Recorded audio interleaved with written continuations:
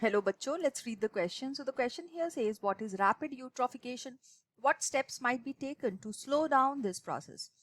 तो यहाँ पे हम देखते हैं कि इस क्वेश्चन का जो की कॉन्सेप्ट है वो है यूट्रोफिकेशन। अब ये यूट्रोफिकेशन क्या होता है? यूट्रोफिकेशन इज बेसिकली, हम लोग पहले इस प्रोसेस को समझेंगे, फिर हम समझेंगे कि रैपिडली ये कैसे होती है। सो रैपिड यूट्रोफिकेशन के बारे में बात करेंगे। तो यहाँ पे हम देखते हैं कि यूट्रोफिकेशन को पहले डिफाइन कर लेते हैं। Eutrophication is basically the natural ageing of the lake due to nutrient enrichment of its water. मतलब इसकी पानी के अंदर न्यूट्रिएंट्स बहुत ज्यादा चले गए हैं, जिसकी वजह से ये एज जो है इस लेक की वो ज्यादा हो रही है। अब हम देखते हैं कि हम लोग जैसे बहुत सारे एग्रो केमिकल्स का ओवर यूज कर रहे हैं आजकल। सो ये एग्रो केमिकल्स जो कि हम यूज करते हैं ताकि सॉइल की फर्टिलिटी को है हम इंक्रीज कर सकें। सो सॉइल फर्टिलिटी को इंक्रीज करने के लिए इसको यूज किया जाता है। और ये जो एग्रोकेमिकल्स होते हैं ये प्लांट न्यूट्रिएंट्स होते हैं, जैसे nitrogen, phosphorus and potassium. So NP के फर्टिलाइजर्स, इनको कॉमन जो नाम है वो दिया गया है। So this is nitrogen, phosphorus and potassium. और ये नाइट्रोजन, फास्फोरस एंड पोटेशियम जब हम फील्ड्स के अंदर डालते हैं तो उसके बाद ये रनअवे वाटर के साथ ये आ जाता है हमारे वाटर बॉडीज के अंदर। तो रेन आई तो वो सारे सॉल्ट्स हैं जो उसमें डिसॉल्व हो जाएंगे और ये आ जाता है वाटर बॉडीज के अंदर, राइट। और ये जो वाटर बॉडीज के अंदर आता है तो यहाँ पे जो लेक की फर्टिलिटी है वो बढ़ जाएगी। लेक की फर्टिलिटी जो है वो बढ़ने की वजह से वहां पे प्लांट्स जो है वो ज्यादा हो जाएंगे क्योंकि उनको न्यूट्रिएंट्स मिल गए। सो ज्यादा प्लांट्स होने की वजह से वहां पे एनिमल्स की ग्रोथ भी ज्यादा हो जाएगी। अब जितने प्लांट्स और एनिमल्स ज्यादा होंगे उतने ही प्लांट्स और animals dead decaying organic matter भी फॉर्म करेंगे, डेड मैटर। और ये डेड मैटर है जो बॉटम ऑफ द ओशन के ऊपर डिपॉजिट हो जाएगा, या bottom of the water body जो है, लेक है, उसके ऊपर डिपॉजिट हो जाएगा। Ocean is a very big body, तो ओशन में यूट्रोफिकेशन होना थोड़ा मुश्किल है बिकॉज वो बहुत बिग बॉडी है।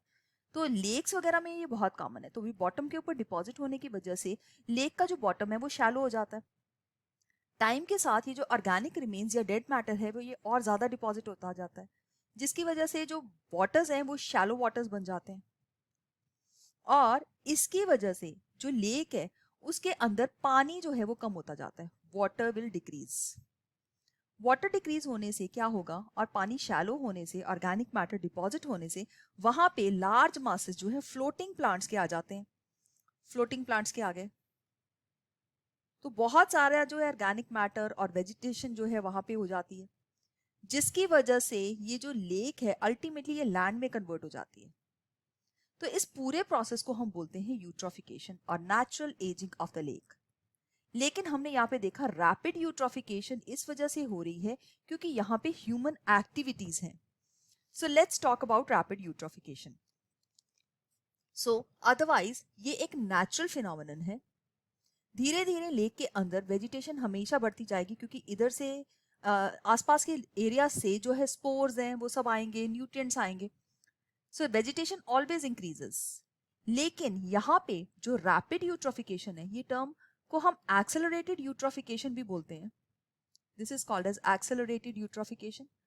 और इस एक्सेलरेटेड यूट्रोफिकेशन का कारण है over use of these fertilisers.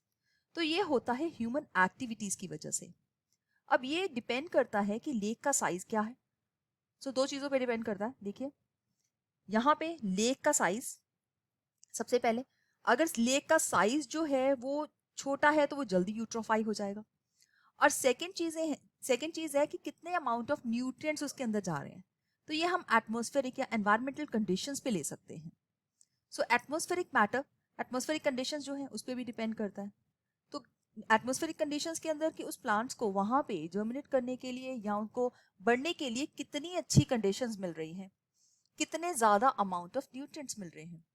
सो इसके ऊपर बेस्ड जो एक लेक है वो 100 से लेके थाउजेंड्स ऑफ ईयर्स लगा सकती है। सो क्लाइमेट के ऊपर भी डिपेंड करता है। सो वेरी इंपॉर्टेंट, न्यूट्रिएंट्स के ऊपर, क्लाइमेट के ऊपर, ये सब एटमॉस्फेरिक कंडीशंस आ जाती हैं। थाउजेंड्स ऑफ ईयर्स लग सकते हैं इस लेक को यूट्रोफाई होने के लिए। अब इस लेक को हमें इस यूट्रोफिकेशन से बचाने के लिए जो स्टेप्स चाहिए उनको देख लेते हैं।